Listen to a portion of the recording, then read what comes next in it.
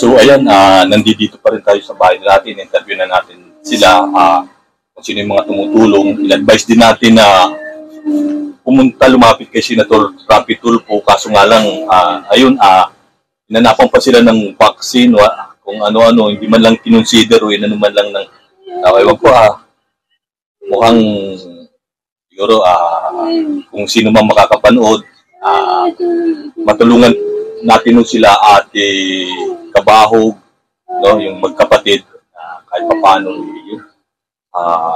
Nabigyan natin katulad si Ate yung gamot lang na wala pa si ating yung antibiotic, ano yun? Balik po, tapos na po siya isang linggo.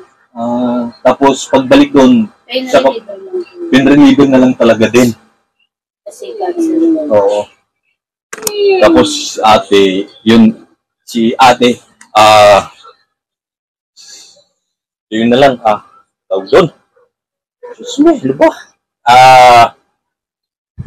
Pagka napacheck up si ate itong week na to, panika kay Sir Ruel, si ate Agnes, tapos update mo sa ate ko si Sir Ruel para doon sa kung ano yung naging check up, naging result. So yun nga, tanungin mo kung pwede operahan, magkano yung gagastusin. Hello po mga kaibigan, mga kababayan. Kamusta po kayong lahat? Sana po ay ligtas kayo sa anong karamdaman. At ang pagpapala ng Panginoong Diyos ay laging sumainyo. Saan man dako ng daigdig kayo naroon. Tayo po ngayon ay may panibagong video po. Nakakalungkot po kasi yung pong dating OFW na may malubhang karamdaman, pumanaw na po si ate. Kaya napag-alaman ko po nung live ko nung isang araw na si ate daw po ay pumanaw na. Siya po yung natulungan natin mapa-check up. Siya po yung naisugod sa PGH na napuntahan po ni Delio TV. Ngayon napag-alaman po natin na ayon po kay Delio TV na confirm po niya na si ate po na dating OFW na may malubhang karamdaman, meron po siyang cancer sa dibdib sa kanyang dede ay pumanaw na. So yan po ang ating bibigyan ng reaksyon ngayon. Pero bago tayo dumako dyan, nais ko muna po kayong anyayahan, imbitahan. Kung hindi pa po kayo nakasubscribe sa akin channel, sana mag-subscribe po kayo. Roel Lipat, and hit that notification bell para lagi po kayong updated sa mga video post ko, live streaming, sa ating pong reaction video at mga mensahe kapag Sunday. Yan, so tuloy-tuloy na po tayo dito sa ating bagong post na ito.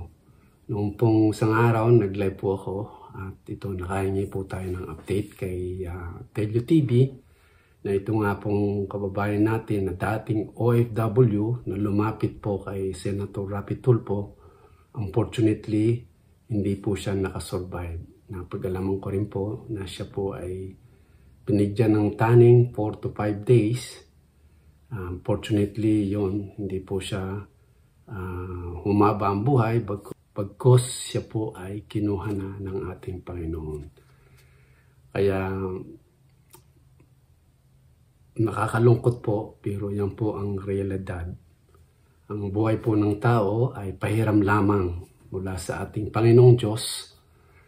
Kaya siya po ang nagbigay ng buhay, siya rin po ang may karapatan na kumuha. Kaya si ate, hindi na po siya maghihirap at maluwalhati po siyang pumanaw. At kami po ng aming 10 ng aking team tumulong po sa kanya para mapagaan ang kanyang paghihirap na humiling po ang kapatid na mabigyan ng oxygen at yun na po ay nabigyan ayon po kay Delio TV. After 1 day siya po ay pumanaw. Kaya sana yung kanya po mga kapatid ay pag-pray natin na makayanan po ang pagsubok sa kanila na nawalan po sila ng kanilang ate. Ang pagkaalam ko po, siya po ang panganay sa kanilang magkakapatid. At dati nga po siyang OFW na tumulong po sa kanila. Pero alam po natin na may plano ang Diyos sa kanila, sa bawat isa sa atin. Kaya yun, una-una lang po, Unfortunately, malungkot po ang pagkawala ni ate kasi naghirap po siya dahil ng kanyang sakit sa kanyang dibdib, sa kanyang breast, na napag-alaman na siya po ay may stage 3 na cancer. Yan, once again, pakita ko po si ate na umiiyak dahil po sa kanyang breast cancer na siya ay pumanaw na nga po. So balikan po natin yung video na pumunta po si Delio TV para maghatid ng tulong. Kaya ito po yung si ate noong una nating na-picture at na-confirm po na siya ay pumanaw na. So ito po yung video noong po siya ay nilapitan at pinuntahan ni Delio TV. Ito po yun. So ayan, nandito pa rin tayo sa bahay natin. Interview na natin sila.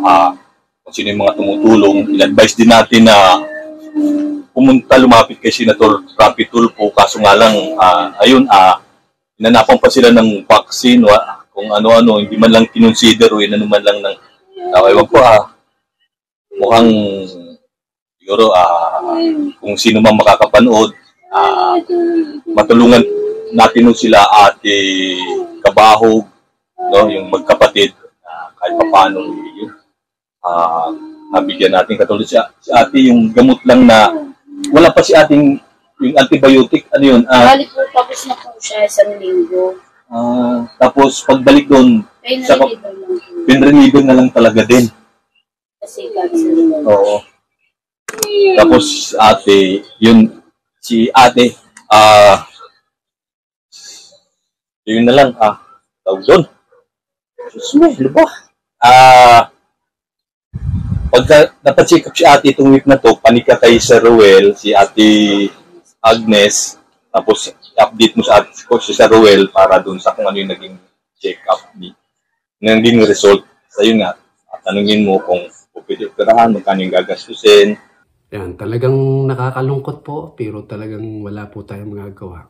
Basta pag ang Panginoon na po ang kumuha, bumawi, tulad ng sabi ko, ang buhay po ng isang tao ay pahiram lamang sa atin. Ako po personally, namatayan po ako ng ama, ng ina, at saka nag-iisa kong anak na lalaki.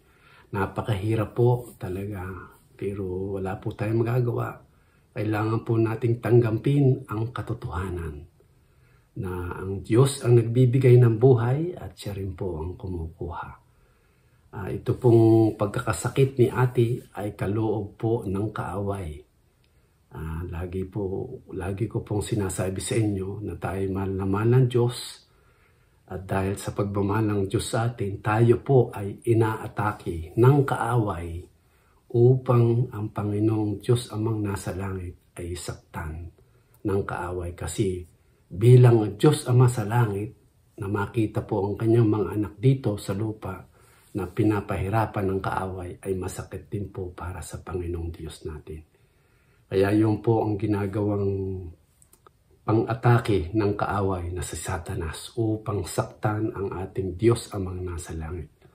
Na ang mga mahal na anak ng Panginoong Diyos ay bigyan ng sakit, kapansanan at problema sa buhay, kaya all kinds of tribulation.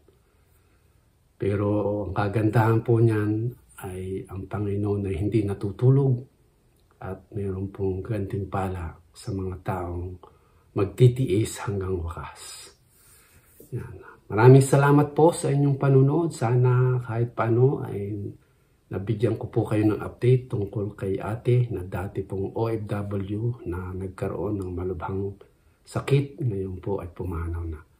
So, di na po tayo magtatagal. Maraming salamat po sa inyong support at panunod. Nawa po yung pagpapala ng Panginoong Diyos ay sumainyong lahat. At lagi niyo pong tatandaan, God loves you.